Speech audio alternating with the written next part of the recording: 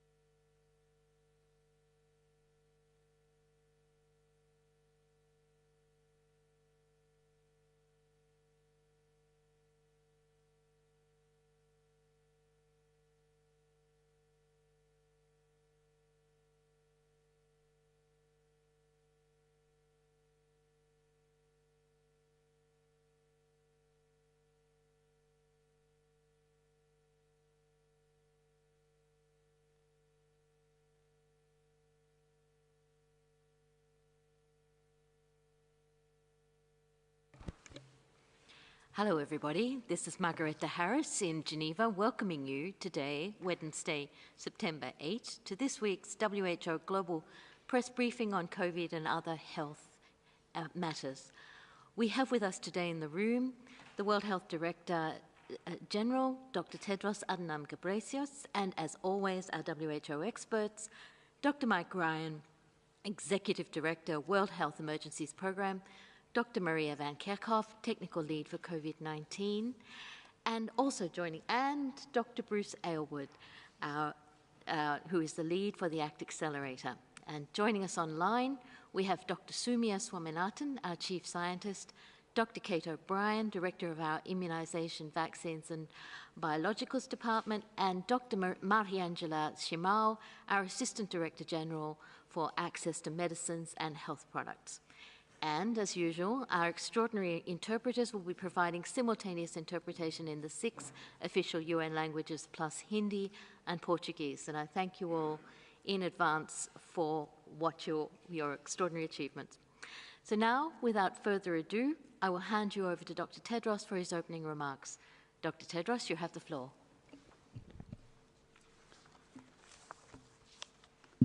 Thank you, Margaret. Good morning, good afternoon, and good evening. Today, the Democratic Republic of the Congo declared an outbreak of meningitis in the northeastern Chopo province with 261 suspected cases and 129 deaths reported. Health authorities have deployed an initial emergency team, and WHO is supporting the response. More than 100 patients are already receiving treatment at home and in health centers. WHO has provided medical supplies and plans to deploy more experts and resources. Meningitis is a deadly and debilitating disease with serious health, economic, and social consequences. Later this month, WHO and our partners will launch the Defeating Meningitis Roadmap, the first global initiative to address this devastating disease.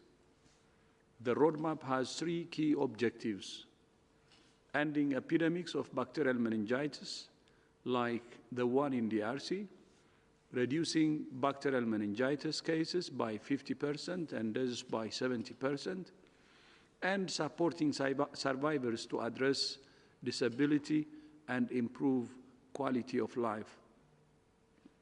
This outbreak in DRC is another reminder that although the COVID-19 pandemic continues to dominate headlines, it's far from the only health threat to which WHO is responding around the world. So many of these situations are long-term challenges that don't seem to have obvious or immediate solutions. But the COVID-19 pandemic does. People are dying who should not be. More than 50,000 people have died with COVID-19 every week since October last year. And for the past month, deaths have remained at almost 70,000 a week. We have the solutions to stop transmission and save lives. But those solutions are either not being used well or not being shared well. The inequitable distribution of life-saving tools, including diagnostics, oxygen, PPE, and vaccines, is driving a 2-track pandemic. Some countries with the highest vaccine coverage are now seeing a decoupling of cases and deaths, which is allowing them to reopen their societies without their health systems being overwhelmed.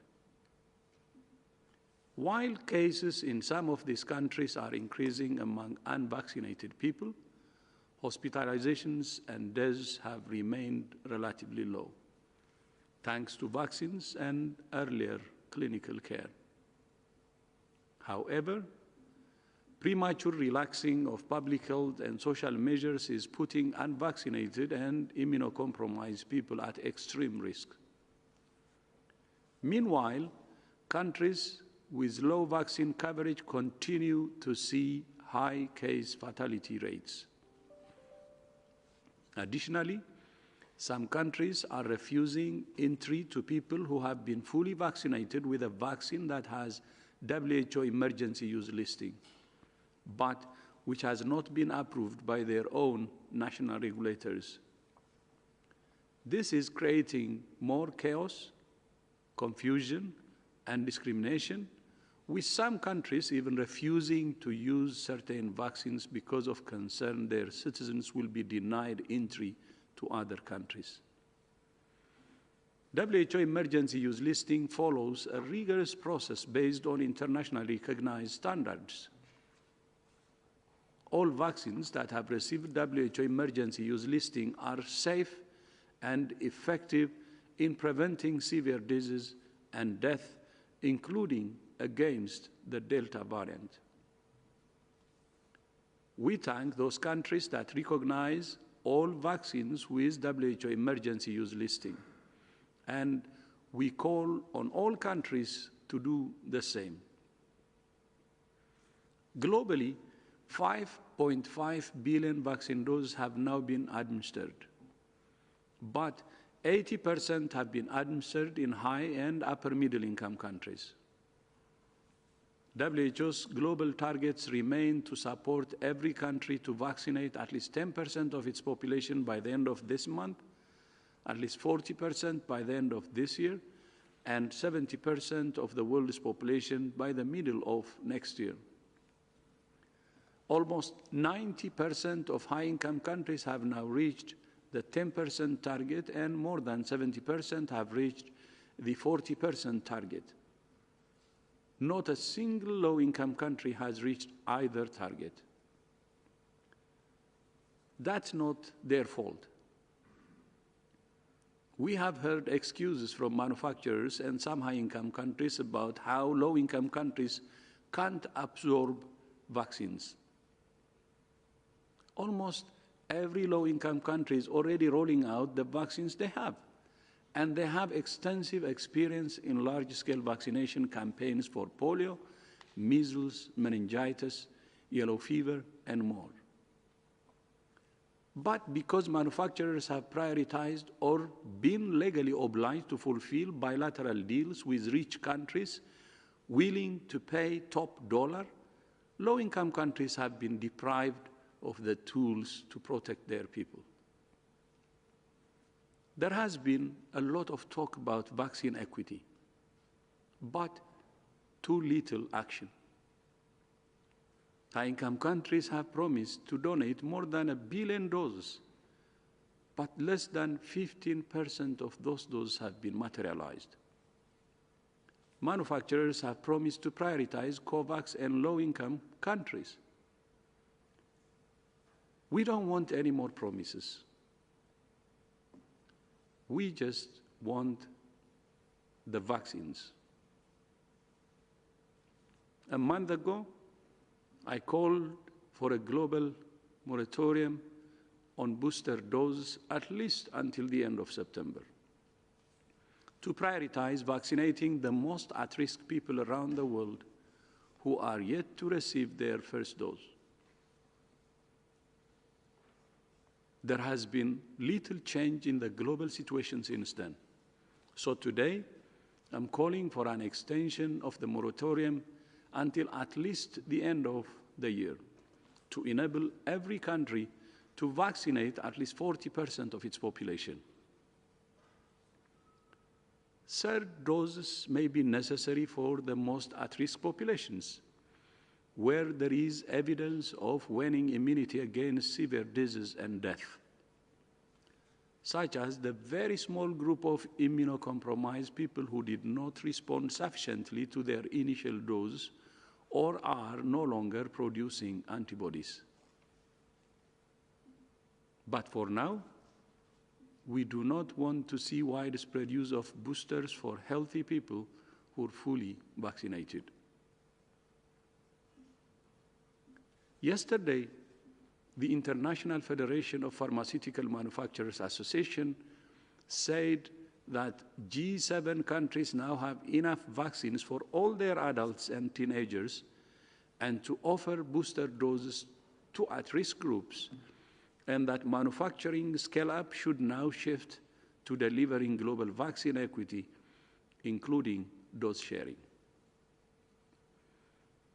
When I read this, I was appalled. In reality, manufacturers and high-income countries have long had the capacity to not only vaccinate their own priority groups, but to simultaneously support the vaccination of those same groups in all countries. We have been calling for vaccine equity from the beginning, not after the richest countries have been taken care of. Low and lower middle-income countries are not the second or third priority. Their health workers, older people, and other at-risk groups have the same right to be protected. I will not stay silent when the companies and countries that control the global supply of vaccines think the world's poor should be satisfied with leftovers. Earlier this week, I had the opportunity to attend the G20 Health Ministers meeting in Rome. I said that at the world's largest producers, consumers, and donors of vaccines, the world's G20 leading economies hold the key to vaccine equity and ending the pandemic. I called on them to support the achievement of WHO's global vaccination targets by doing three things. First, by swapping near-term vaccine deliveries with COVAX. Second, by fulfilling their dose-sharing pledges by the end of this month at the latest. And third, by facilitating the sharing of technology, know-how, and intellectual property to support regional vaccine manufacturing. We have the tools. It's clear what needs to happen. Now is the time for true leadership, not empty promises. Margaret, back to you. Thank you, Dr. Tedros. I'll now open the floor to questions from journalists, and we have a long list today. You've all got your hands up already, so I can see you're very interested in what Dr. Tedros has been saying. So please keep your questions short, keep to one question so we can get through as many as possible. First up, we have Sophie McKenna from South African Broadcasting Corporation. Sophie, please unmute yourself and ask your question. Thank you so much. I just want to ask the Director General, you spoke about the challenges we are facing in terms of the impact of COVID-19 in other areas where we are supposed to look at ensuring that citizens of the world are able to access healthcare.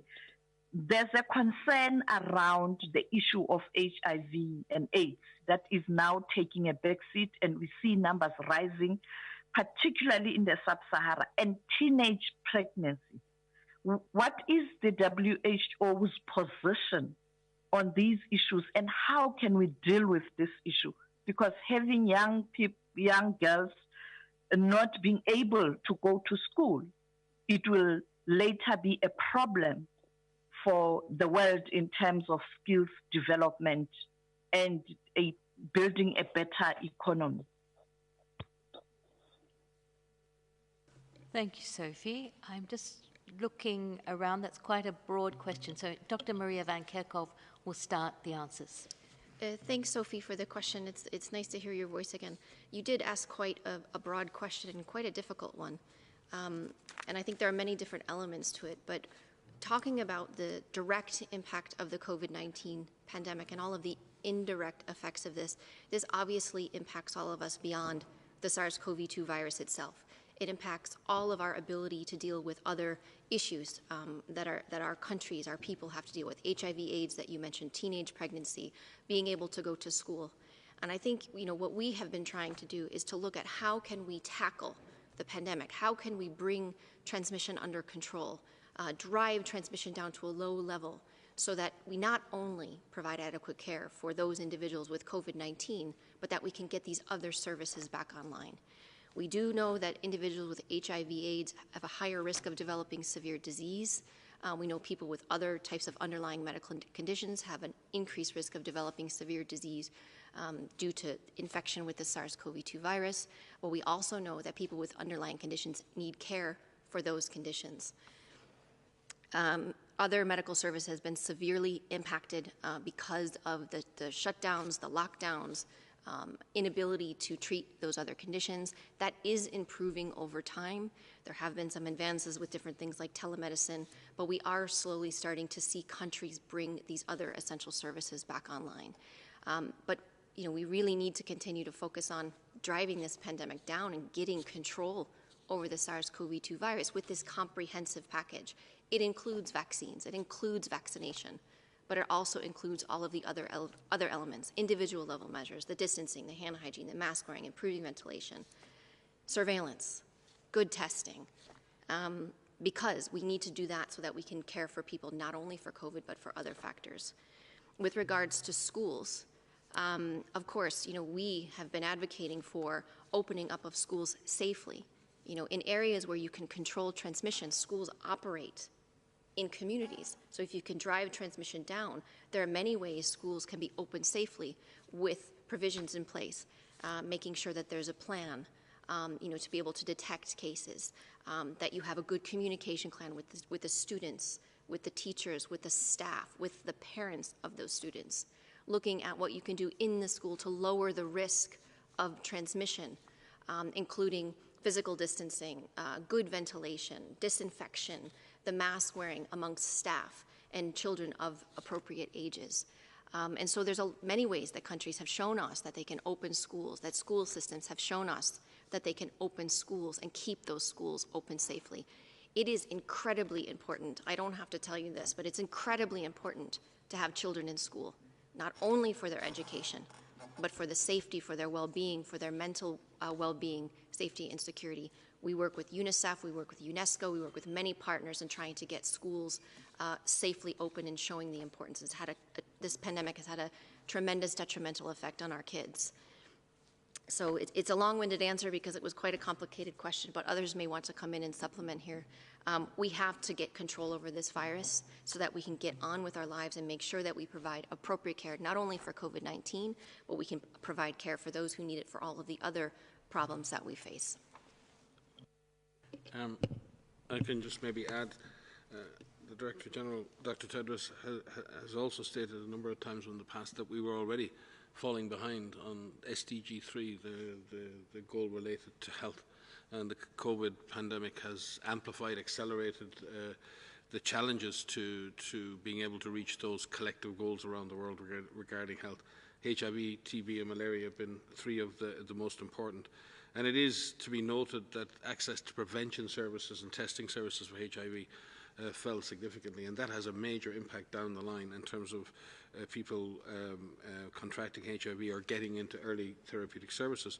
But at the same time, the number of people actually accessing antiretroviral therapy increased, which is a testament to the HIV treatment programs that they've managed to keep going and accelerate their impact.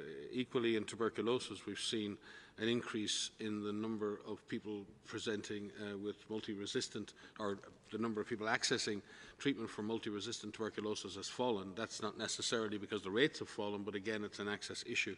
Malaria, I think, has been more stable, and with the movement and increasingly moving malaria diagnosis and treatment into the community with community health workers and an improvement in primary health care, we've seen the resilience of primary healthcare oriented services which have managed to continue within communities, while at the same time we've seen huge challenges to tertiary healthcare provision as COVID overwhelmed the health system. So we would absolutely agree with you that COVID has had a negative, notwithstanding the presence of underlying conditions that worsen the outcome for individuals who get COVID. Services for these prevention services, diagnostic services and treatment services for these hugely important other diseases have come under severe pressure, and they are struggling, and they need to be protected and rebuilt.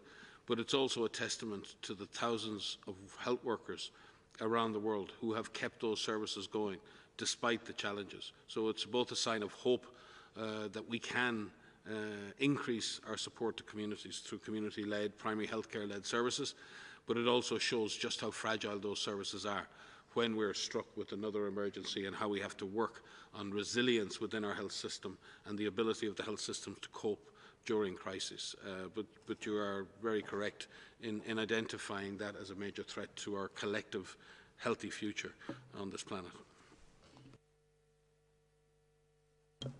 Sophie, thanks also, this is Bruce, for raising the issue. I just wanted to come at one other issue linked to the other points that the Director General was making this morning. WHO has done a lot of work to try and understand what the drivers are and you know, the specific issues leading to these declines in testing rates and other impacts that COVID's having on other services which are so crucial. And it's not just HIV, TB, but also issues like, I think Maria, you might have mentioned antenatal screening, routine immunization services, everything got hit. And there are two issues, right? On the one side, there were demand issues where people were concerned about going to healthcare centers because of COVID, but then there were also concerns on the part of healthcare workers to actually get vaccinated. And if we look at the situation we're in today, some of the countries with the highest burdens of HIV, the highest burdens of TB, some of the lowest immunization rates in the world, they also have the lowest access to COVID vaccines. And this just comes back to the theme the Director General is hammering today, is that we have got to get sufficient vaccine into the low-income countries if we are going to get the health system safe, protect the healthcare workers, so that we can get movement. All of these issues are interrelated, and they hinge on equitable access to scarce products and making sure the people who really need them, people who deliver the services you're talking about, actually get them. And you'll remember the Director General announced the 40% target and 10% targets back in May. And since May, the high-income countries, you heard in his speech, there's been fantastic progress. The low-income countries, when the Director General made his call, had about less than 1% coverage. Today, they're at 1.4, 1.5, 1.7% coverage. I mean, it's just absolutely abhorrent where it's happened, and this gap is what needs to be tackled, not just for COVID, but also for the delivery of other services, to run health services safe, and to protect the people that are out there at highest risk and who are at the cold face of this, the healthcare workers. Thank you so much to all our experts for unpacking this really difficult but really critical issue. Our next question goes to Laurent Sierra from Swiss TV. Laurent, please unmute yourself and ask your question.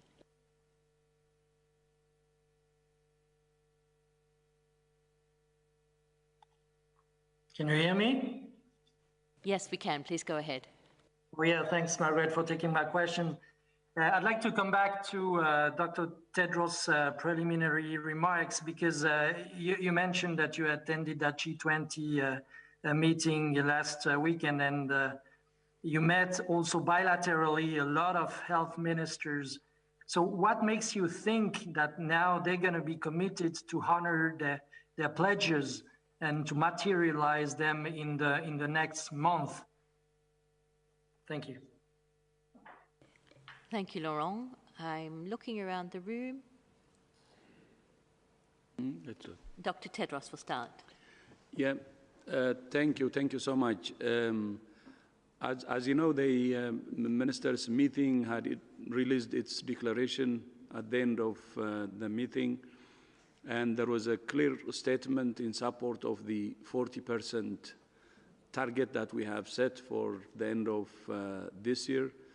And during that meeting as a group, and also during my meetings bilaterally, they have assured me that they will do everything to contribute the vaccines required to achieve the 40% target by the end of this year. And as I said in my statement and several times in previous pressers, the G20 countries have the means to make it happen. They have the resources, they have the production capacity, and they should make it happen. I believe and I hope this time they will deliver on the 40% target, because one thing that we should understand is this is in the interest of every country on earth. I don't think the disparity we have, the inequity, will help us to finish this pandemic. It's only through solidarity and equitable distribution that we can end this pandemic. So I hope they will take action, and that's why today I said no more promises. I think the G20 countries, all as a group, have now promised to support, and let's see the action and achieve the 40% by the end of this year. Thank you. Thank you very much, Dr. Tedros. The next question will come from Gunilla Van Hall from Svenska Media. Gunilla, please unmute yourself and go and ask your question. Yes, can you hear me? Very well. Please go ahead. Thank you for taking my thank you for taking my question. You're saying with the moratorium that you want to prolong it until the end of the year on booster doses. It doesn't seem to have worked so far, and more countries want to give booster doses in the richer countries. And we have autumn coming with the fear of more virus waves. So what makes you think is going to work this time, that people will actually put to stop giving or to make a pause in the booster doses? Thank you.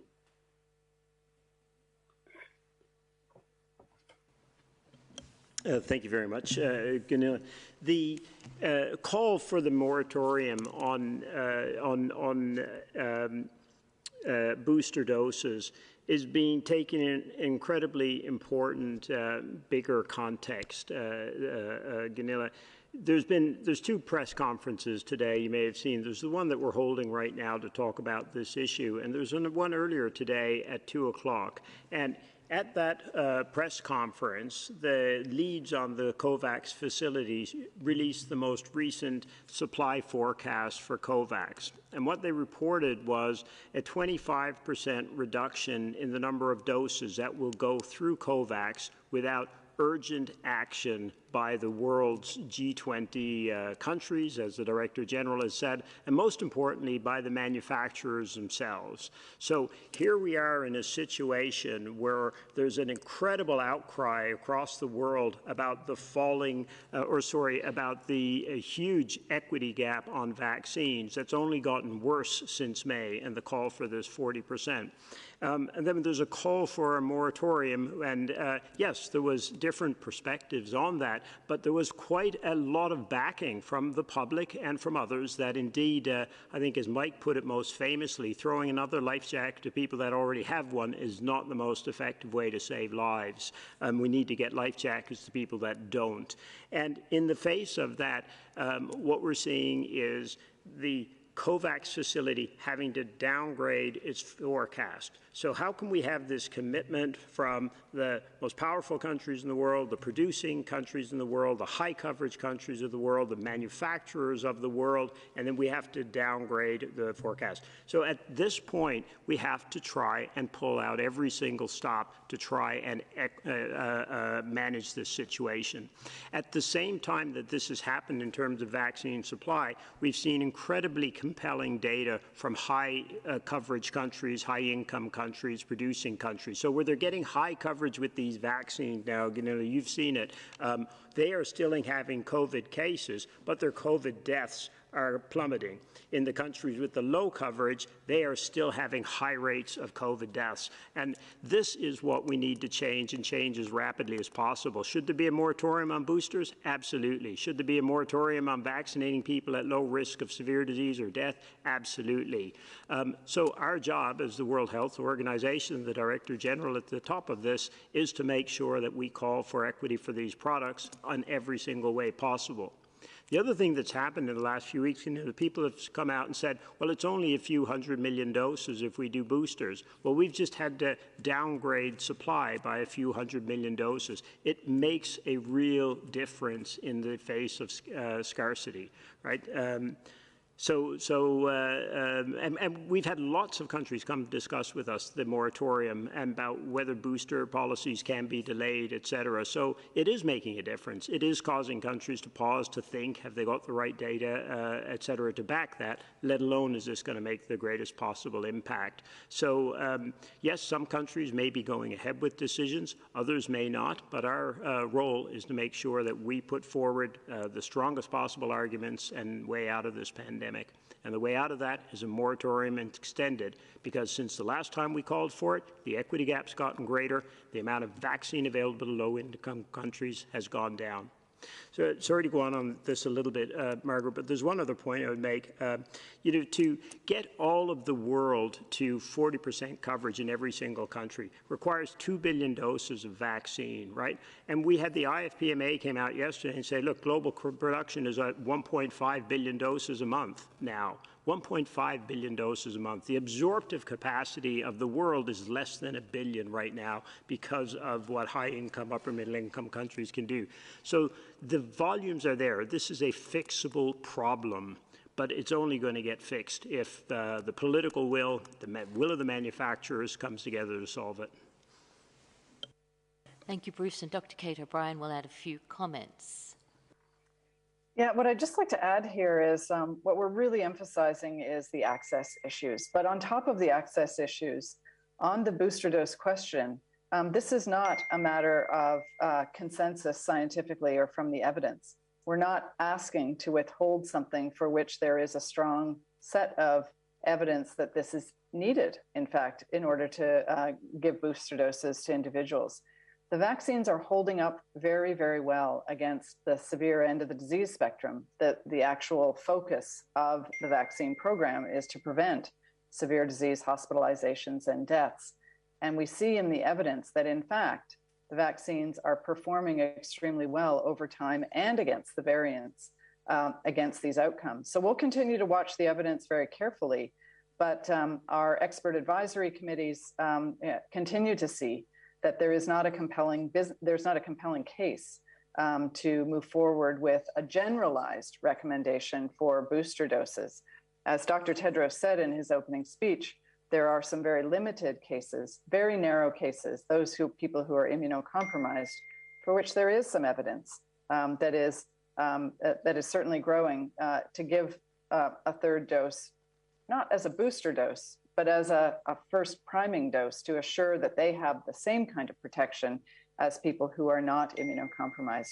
So I think we also have to contextualize this in terms of benefit, that it's hard to see how booster doses would provide any substantial impact that would be more than the impact that is achieved by people receiving their first doses.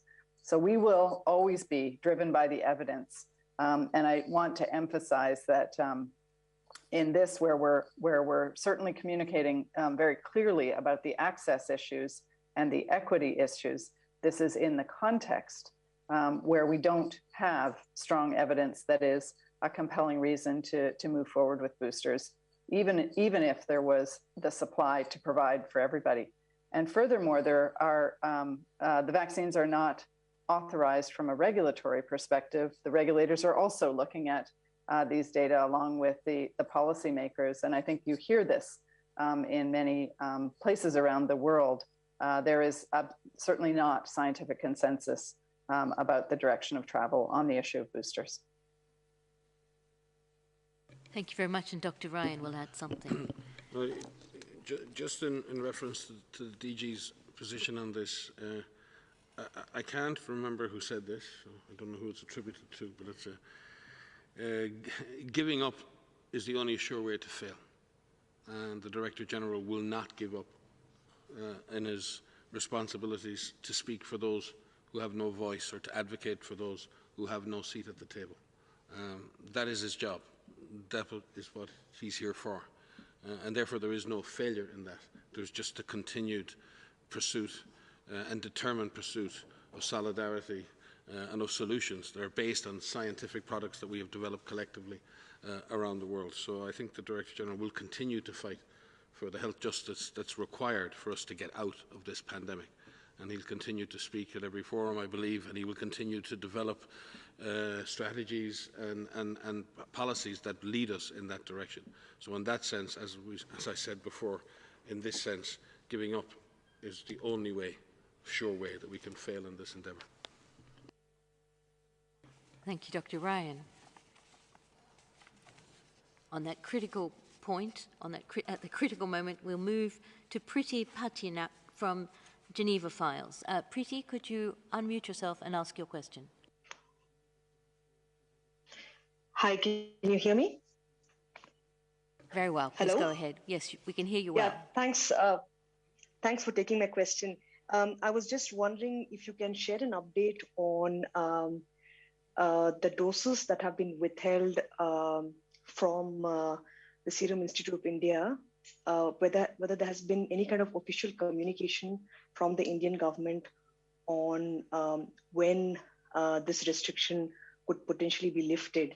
And the second thing is, could you perhaps explain the logistical challenges of getting doses out of countries where vaccines are expiring for reasons that could be bureaucratic or otherwise, but clearly there are a number of doses that are getting wasted because they're not able to get to deficient countries in time.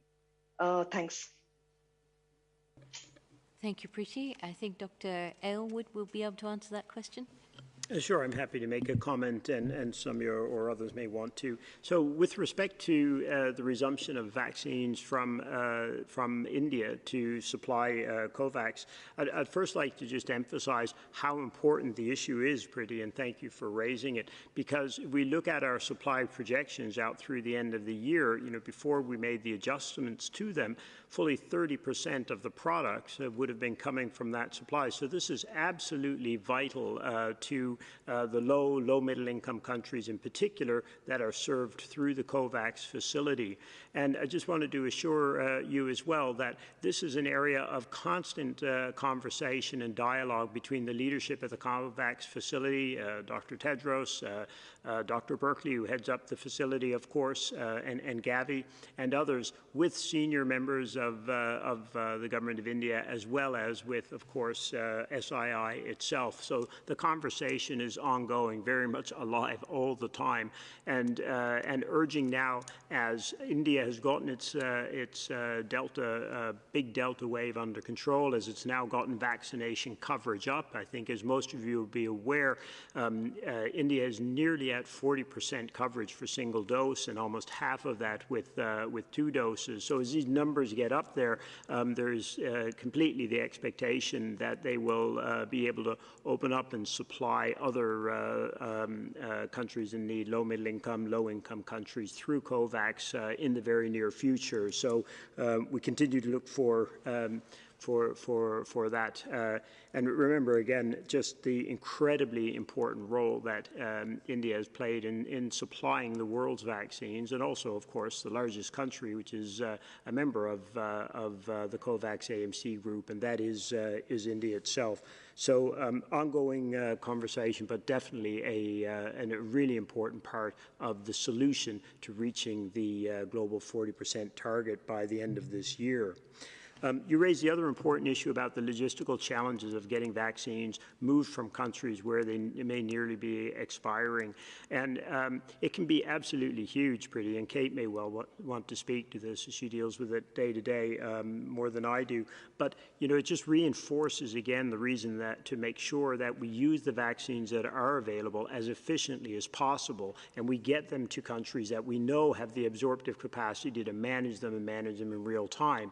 This is the reason we set up COVAX. COVAX, it's almost like a global clearinghouse, right? You can get the products in there. They have constant sight every single day on what status every country is in terms of its ability to absorb product, use product, and then it can redirect direct product very, very quickly and does that in real time. So, you know, the way that we can deal with this problem, because the one you raise is a real one. It's very, very difficult to move vaccines if they get into countries that can't actually use them. And this is what we're going to be seeing more and more in high-income and high-coverage countries in the coming months. The way to control that is swap the deliveries so that they go to COVAX instead. COVAX can look across the world and solve that before we have to deal with those problems, because that is very inefficient if we have to deal with it that way.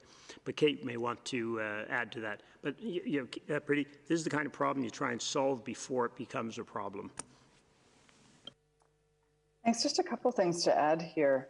I think the point that is really critical is that there is no country that can manage an immunization program, and especially one that is as large as a COVID vaccine program, without planning.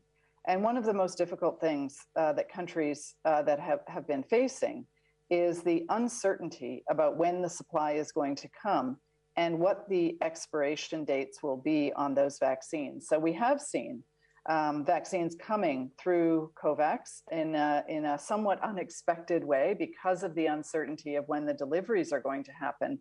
And countries have done a phenomenal job of responding immediately to shipments that are coming and deploying them with absolute haste and speed in the face of sometimes only a couple of weeks of expiration time, which is an absolutely huge outlier in terms of how usual vaccine programs operate and in terms of how COVID vaccine programs in high-income countries operate. High-income countries are not dealing with this. High-income countries have the clarity and the certainty of the supply for all the reasons that Dr. Tedros has explained in his speech today. So I think, in fact, what is really needed at this point is this clarity on the supply distribution to low and low middle income countries through COVAX, much greater certainty on the supply, when it's going to come.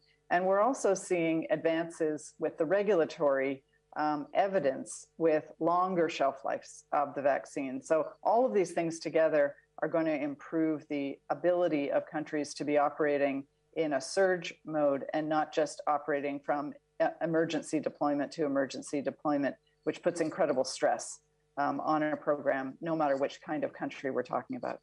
Thanks.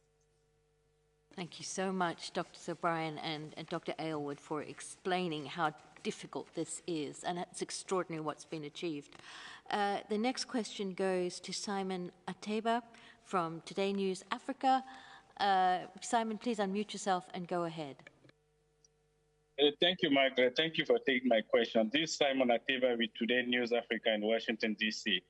In their joint statement today, and the DG just repeated it moments ago, COVAX said only 20% of people in low and lower middle income countries have received the first dose of COVID-19 vaccine, compared to 80% in high and upper middle income countries. Here in the US, at least 75% of all adults have received at least one shot. COVAX also said he has raised only $10 billion out of the tens of billions of dollars needed to crush COVID-19. WHO, please pardon my French. This almost seems like a curse. A curse. The Delta variant, for instance, started in India and is now killing many people in the US daily, including today. The Mu variant started in Colombia and is now affecting people here in the US. I guess my question is, do you need to adopt a new strategy for richer countries to understand that they will never know peace until everyone knows peace, until COVID-19 is really defeated everywhere, including in Africa, and that the illusion that defeating COVID-19 in their countries will protect them will not work? Thank you. Can I start here? So Simon, I think you need to replace me in this seat up here because you have answered the question as you were asking the question. I mean, I think there's so many things that, all of these questions are rightly so addressed to vaccines, vaccinations, and boosters.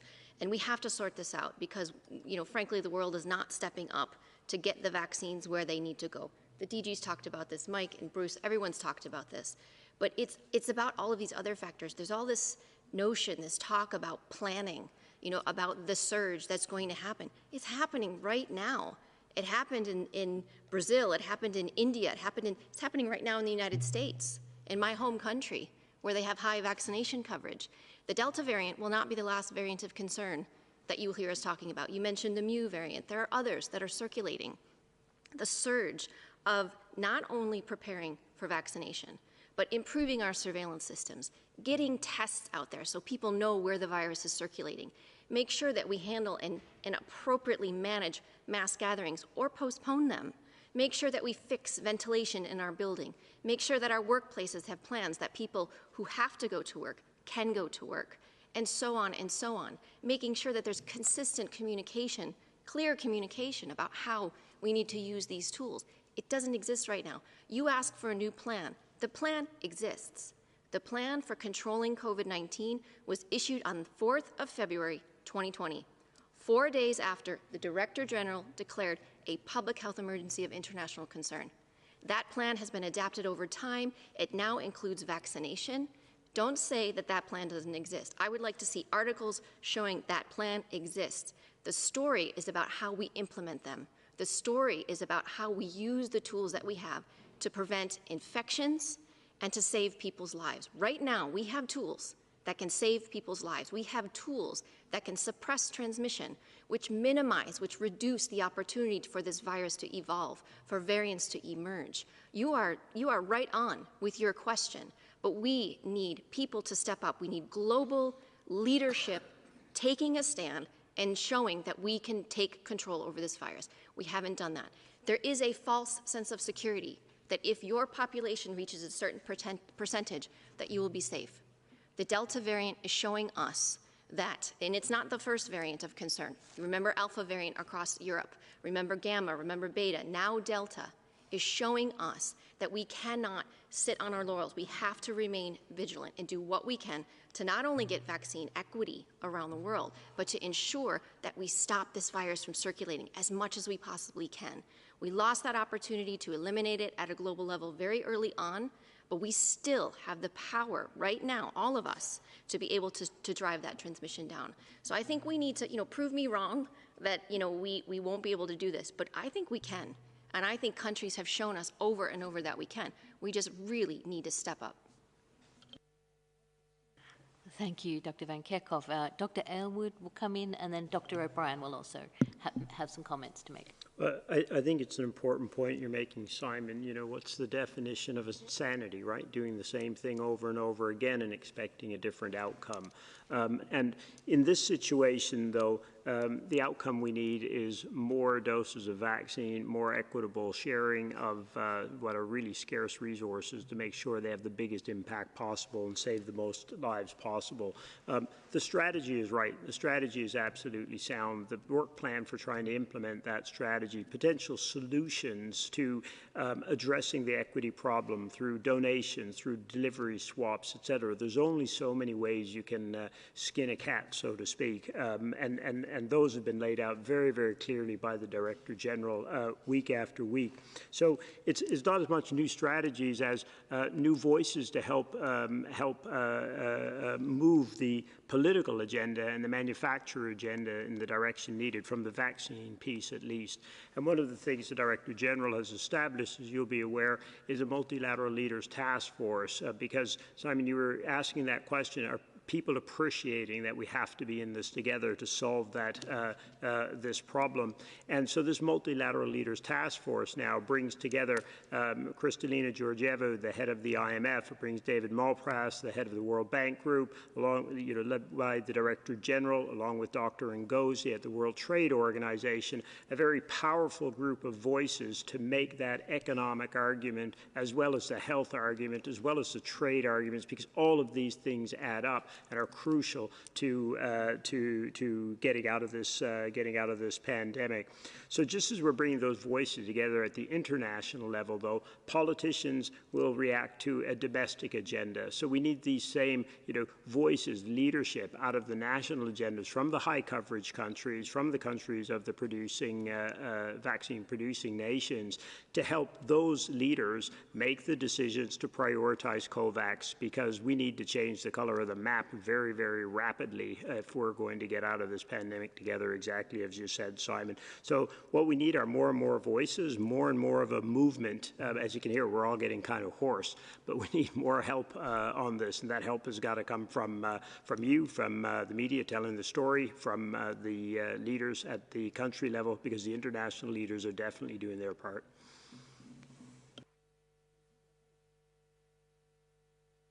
Dr. O'Brien's got something to add. Yeah, so I think you've really hit the nail on the head here, as Maria has said and Bruce has said. And let me just add a couple of things here. We've been saying for over a year, nobody is safe until everybody is safe. And the emergence of variants is really coming from where transmission is most happening. And transmission is most happening where people are unvaccinated. So this is no surprise that saying that nobody is safe until everybody is safe, that's not a slogan. It's science, it's epidemiology, it's about the transmission of this virus. And I think the world is starting to wake up to the fact that it's true and that we've been saying it because it's true.